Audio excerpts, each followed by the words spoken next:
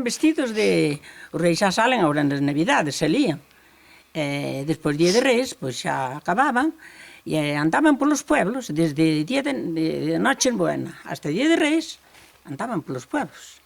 Os 4 reis moi bien vestidos, moi engalonados, viña. E a carantoña viña desfrazada, e cunha careta por adiante, na cara, e cun xardón largo. Se se metía nunha cociña onde había chorizos, tiraba os chorizos colgados, tiraba os chorizos co xardón. E os pequenos dábanos con el. Unha vez acórdome que na miña casa chegaron ese pola tarde e cantaban, vinhan cantando a historia dos reis, os reis cantaban moi ben. E eran 4 nada máis? Que? Solo eran 4? Eran 4 solo, os reis eran 4. E a carantoña.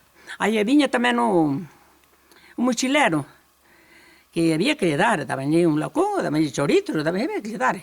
Agora piden o mellor diñeiro, pero aquela non, que le pedían comida sempre. E agora xa non hai, pero quero dicir, cando piden alguén agora... E bueno, un día chegaron e estaba, Dios mío, estábamos guardados, arriba da miña casa había así un sitio como este, pero logo máis llano, e había unha xesta, lle chamamos aquí, as ramas. Estábamos os pequenos todos, había un camín e despois por riba unha cortiña, unha seara. Estábamos os pequenos do pueblo todos guardados aí. Tras xa téndome da carantoña, pero por entre xestes víamos os reis, como cantaban na miña porta, na miña casa. Non sei quen foi o que lle indicou a carantoña que estábamos os pequenos aí. Dios mío,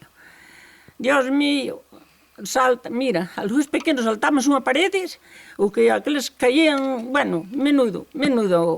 Xa che digo, aquilo era unha cousa... Despois de que era bonito, era terrible para os pequenos, Era pior ainda a carantoña dos reis coa polpadora.